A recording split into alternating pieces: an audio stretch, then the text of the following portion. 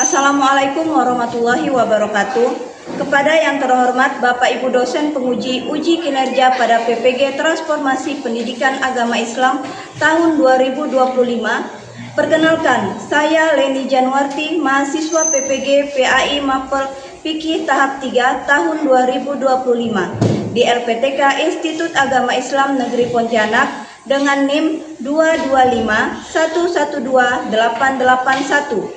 Pada hari ini Rabu, tanggal 8 Oktober tahun 2025, saya akan melaksanakan praktek pembelajaran dalam rangka penilaian uji kinerja di MAN Kota Singkawang kelas 11H dengan materi hudud dan hikmahnya. Demikian perkenalan saya, terima kasih dan selamat menyaksikan. Wassalamualaikum warahmatullahi wabarakatuh.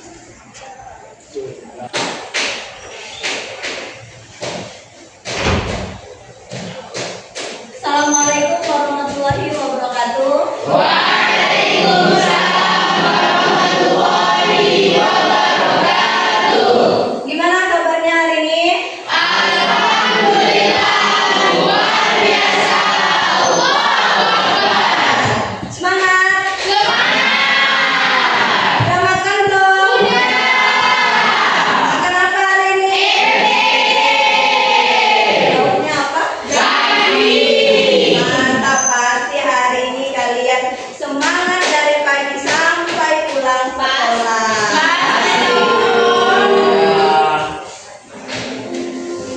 Baiklah, sebelum kita memulai kegiatan kita pada hari ini, marilah kita bersama-sama membaca doa terlebih dahulu. Silakan kepada Jaki pimpin doanya.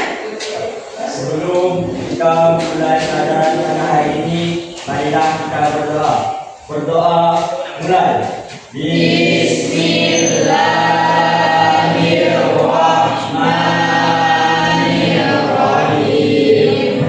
Allahumma akhrijna min zulumatil wahmi wa akrimna bi nuril fahmi waftah alaina bi ma'rifatil ilmi wa sahhil lana abwaaba fadlik ya arhamar rahimin.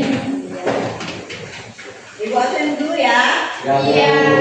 Siapa hari ini nggak masuk? Ya,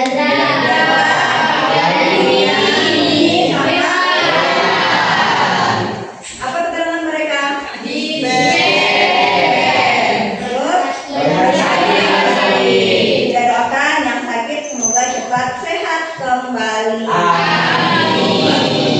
Dan kalian di sini semua juga dalam keadaan sehat walafiat.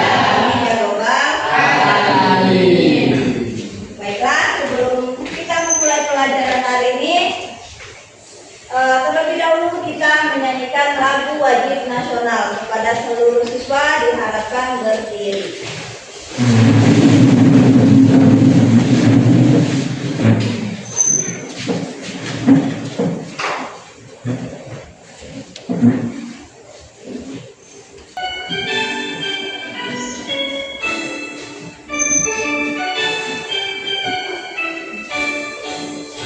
dari Sabang sampai Merauke, berjajah pulau-pulau, sambung menyambung menjadi satu. Itulah Indonesia, Indonesia tanah airku. Aku berjanji padamu, menjunjung tanah airku, tanah airku Indonesia.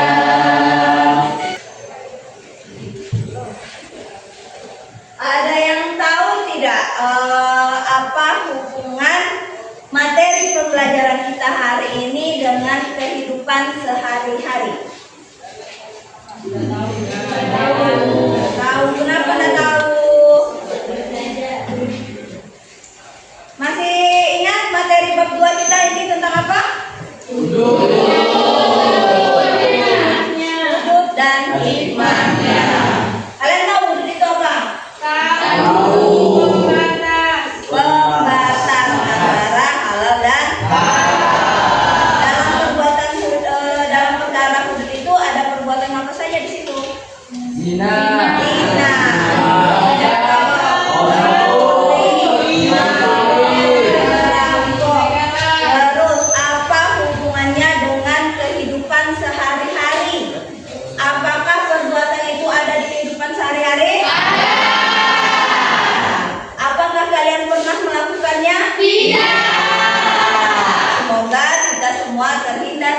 perbuatan maksiat.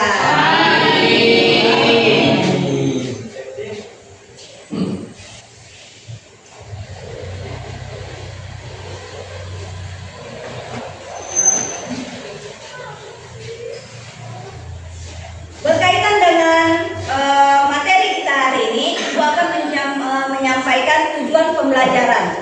Yang pertama yaitu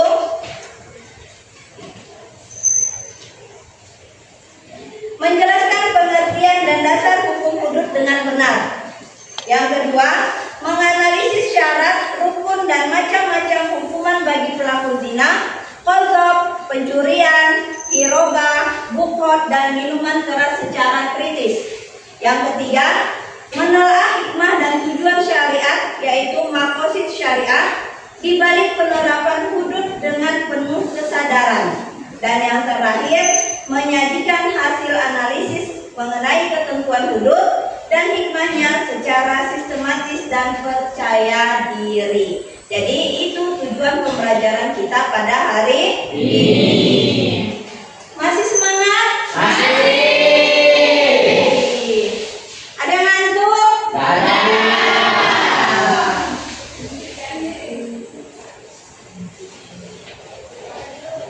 Biar semakin semangat, kita akan ice breaking sebentar. Silakan kalian berdiri.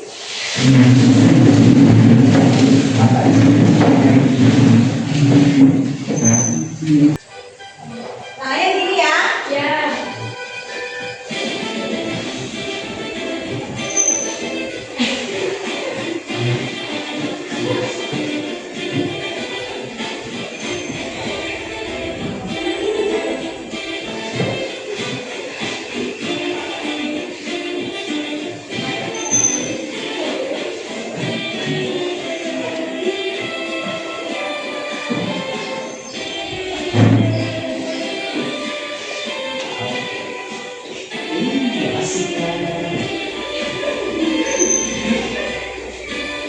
Lebih cepat ya setelah ini? Ya, Bu.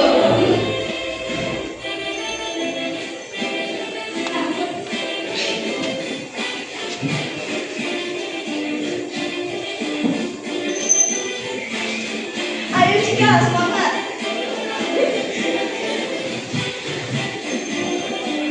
Iya, jadi.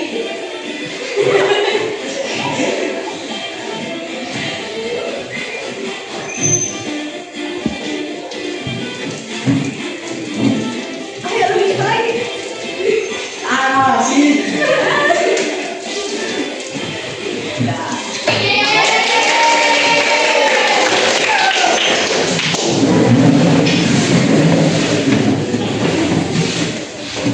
Aku akan menampilkan sebuah video tentang hudud. Silakan kalian simak. Dalam hukum Islam atau jinayah, hudud atau had adalah hukum yang telah ditetapkan aturannya dan harus dilakukan sebagai hak Allah Subhanahu wa Ta'ala. Hukuman had atau hudud disyariatkan untuk melindungi kehormatan dan kedudukan harta, akal, dan jiwa manusia dari segala hal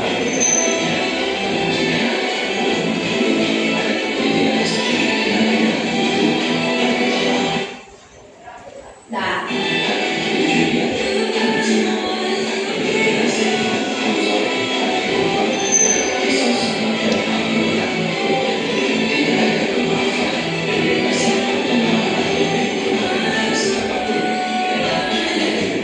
hukuman yang harus diterapkan karena itu bersumber langsung dari Allah Subhanahu wa Ta'ala maupun dari hadis dari Rasul. Apa itu hukum hudud?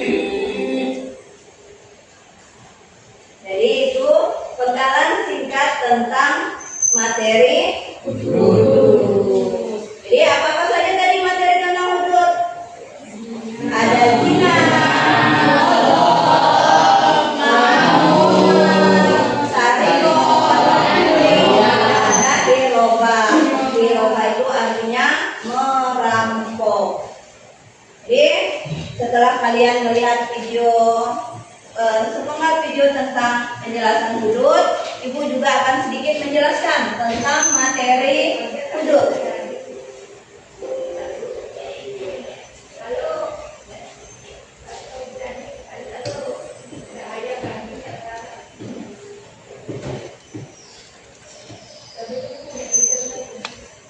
Bab 2 kita yaitu tentang hudud dan Imannya.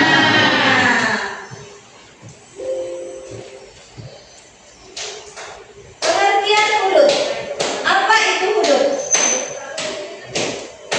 Secara bahasa atau etimologi, hudud adalah bentuk jamak dari kata yang berarti batas atau penjara.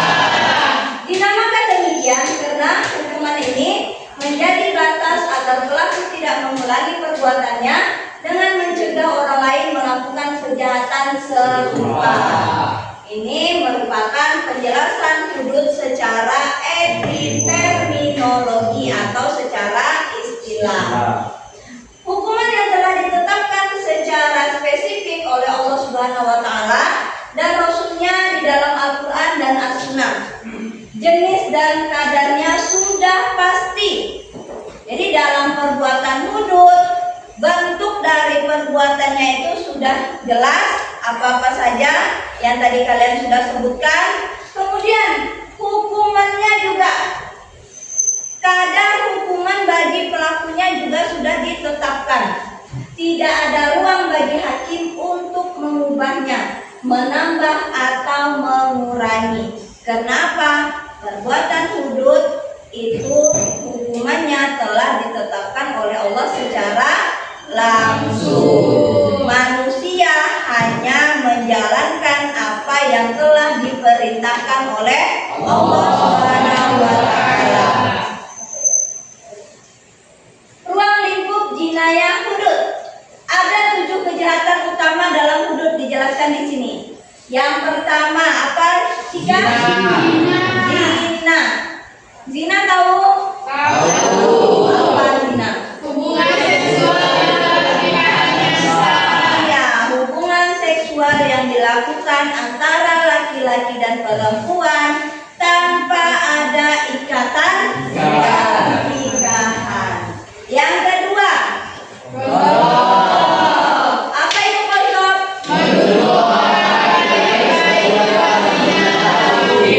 Menuduh orang baik-baik berbuat zina tanpa ada bukti.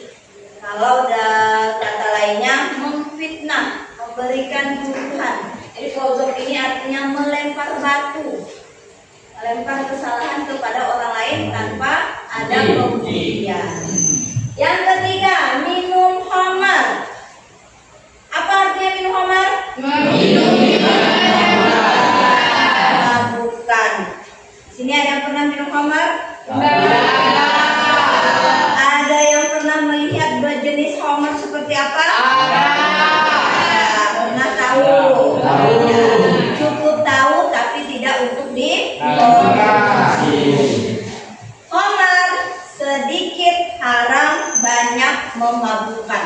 Jadi mau sedikit ataupun banyak hukumnya tetap sama, yaitu apa?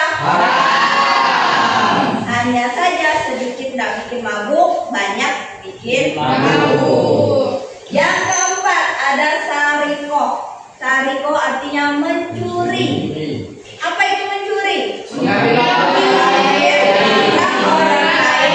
tanpa izin secara sembunyi. Jadi nyuri itu ngambil sesuatu milik orang di mana barang itu disimpan di tempat yang tidak diketahui oleh orang lain. Terus diambil secara diam, sembunyi-sembunyi. Yang kelima ada hirobah. Hirobah artinya merompak atau mengganggu keamanan publik. Hirobah ini bentuk kejahatannya seperti begal. Jadi mereka mengambil harta orang lain secara terang-terangan, secara paksa, dan bahkan membawa senjata tajam disertai dengan ancaman. Itu namanya namanya khilafah. Yang keenam ada bukhor. Bukhor itu artinya yang sah. Dan yang terakhir adalah ridho. Ridho apa? Agama Islam. Orang muslim yang keluar dari agama Islam namanya murtad. Kalau orang kafir keluar dari agamanya yang kafir kemudian masuk Islam itu namanya mu'allaf. Tapi kalau orang kafir berpindah agama dari Kristen ke Hindu atau ke Buddha, mereka tetap dikatakan kafir karena agamanya masih sama, yaitu agama kafir. Selanjutnya jenis-jenis hudud. Yang pertama yaitu zina tadi. Zina dibagi menjadi dua bagian atau dua golongan. Di sini ada zina muhson. Zina muhson itu adalah zina yang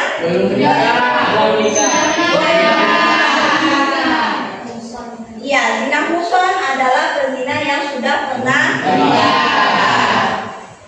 Sedangkan yang kedua ada zina ghairu muhsan. Siapa mereka?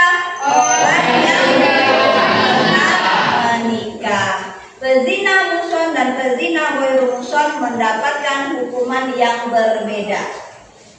Kalau zina muhsan mereka dirajam, yaitu dilempari batu sampai mati. Kalau ghairu muhsan mereka dicambuk 100 kali cambukan. Bagaimana kalau pelakunya satu sudah menikah, yang satunya belum menikah? Apakah mereka mendapat hukuman yang sama atau berbeda? Berbeda. Yang satu karena sudah menikah dapat hukuman dirajam, yaitu lempar batu sampai mati. Yang satunya lagi karena belum menikah dicambuk 100 kali cambuk. Dari materi yang sudah Ibu sampaikan ke kalian, maka Ibu akan memberikan tugas, yaitu kalian dibagi dalam 3 kelompok. Masing-masing kelompok akan mendapat lembar soal, dan silakan kalian kerjakan soal yang ada di lembaran ini. Nanti silakan perwakilan dari kelompok untuk presentasi di depan tentang hasil jawaban dari tugas yang kalian kerjakan.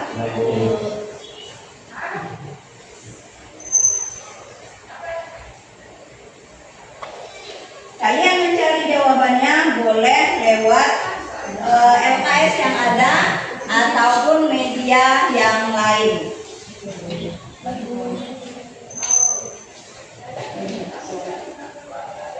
Kalau nggak paham silakan tanya sama Ibu. Ya, Bu.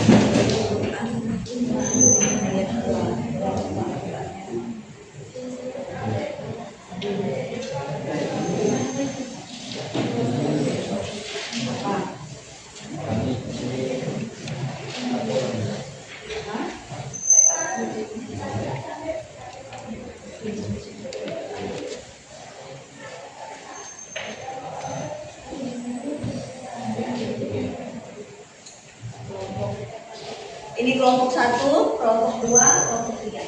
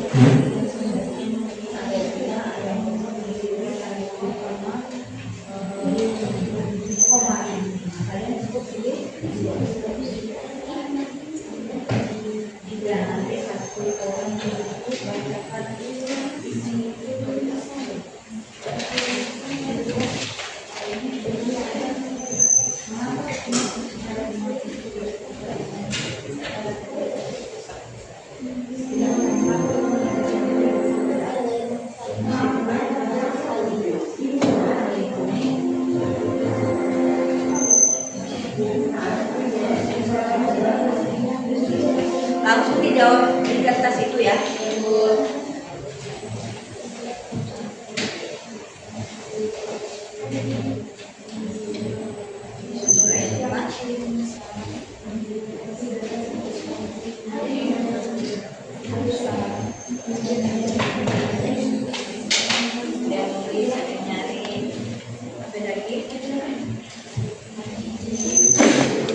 Ya.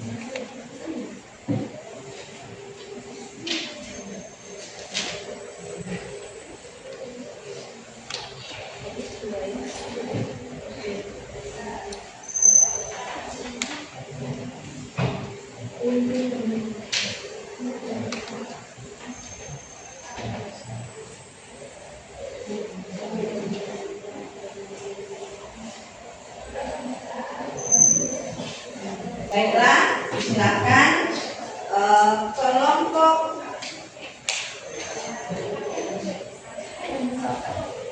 satu untuk mempresentasikan hasil diskusi.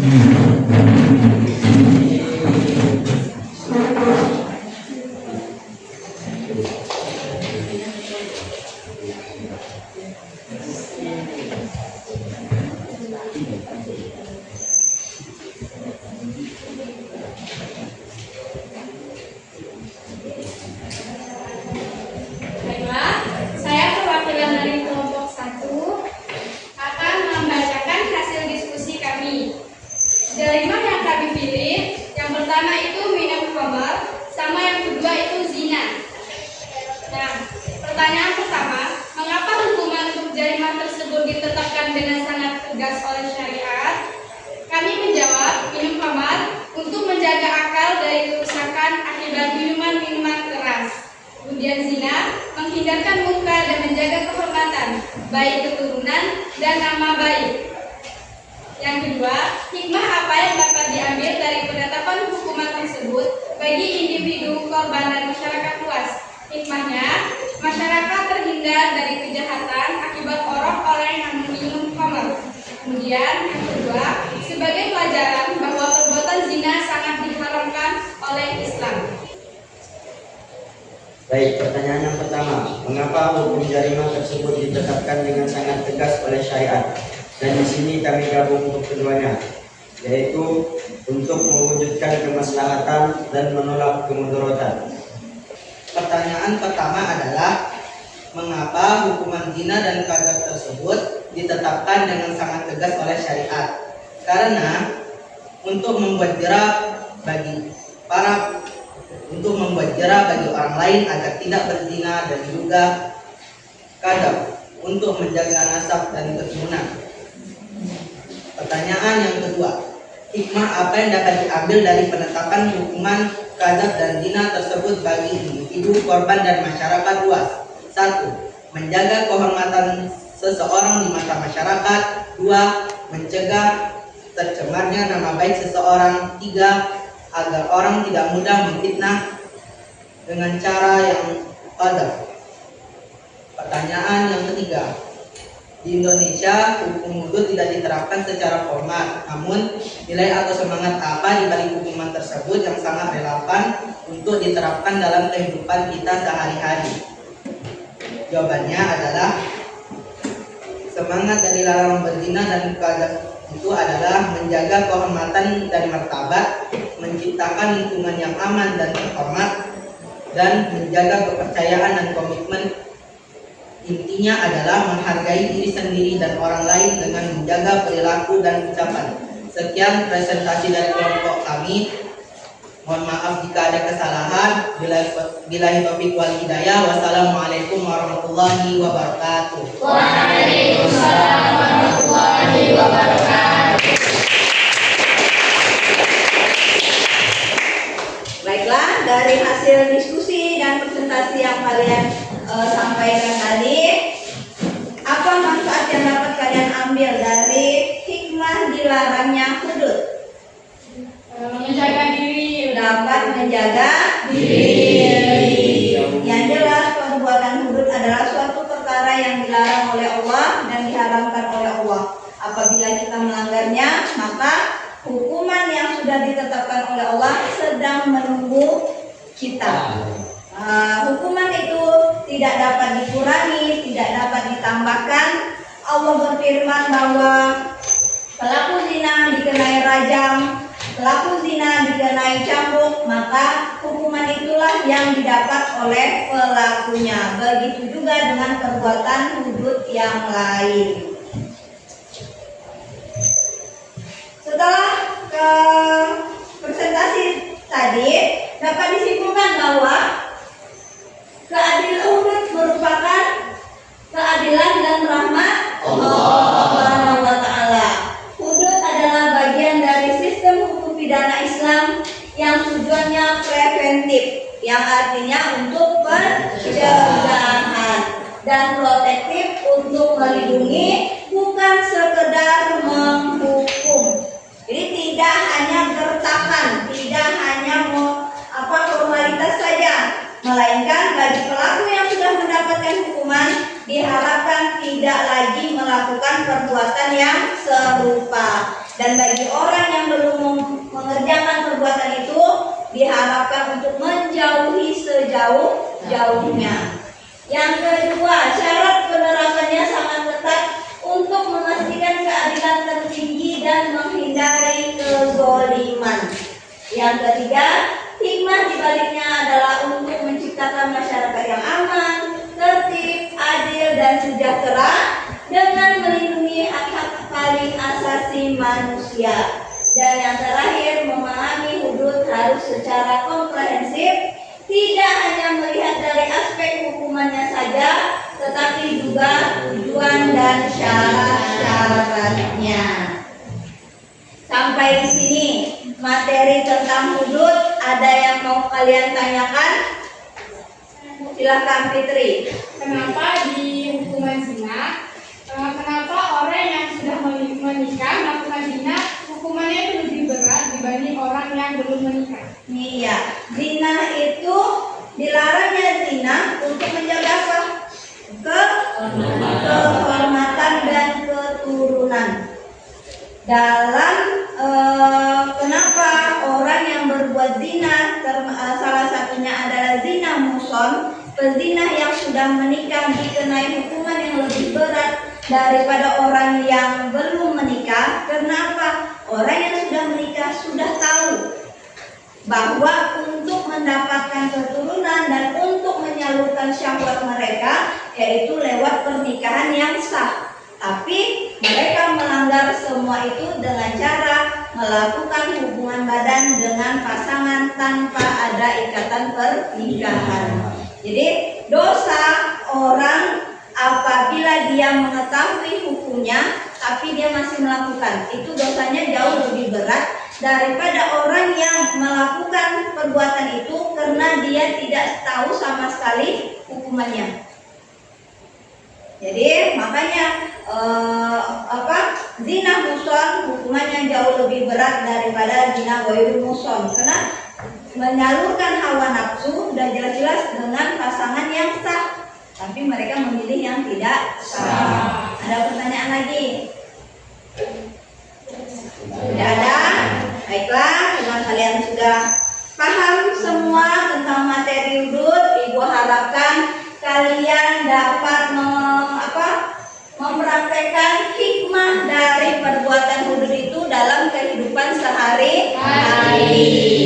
Kalian telah tahu apa yang Allah larang, apa yang Allah perbolehkan, jauhi larangannya. Kerjakan yang diperintahkan dan jauhi segala larangannya. Jadi cukup sekian materi hudud kita pada hari ini. Insya Allah di pertemuan berikutnya kita akan membahas materi tentang bukhot dan ridho, termasuk juga bagian dari hudud dan ada peradilan dalam Islam. Sebelum mengakhiri kegiatan pembelajaran hari ini, marilah kita bersama-sama membaca doa kafaratul majlis. Bismillahirrahmanirrahim. Subhanallah wa bihamdika asyhadu an la ilaha illa anta astaghfiruka wa atubu ilaik. Assalamualaikum warahmatullahi wabarakatuh. Waalaikumsalam.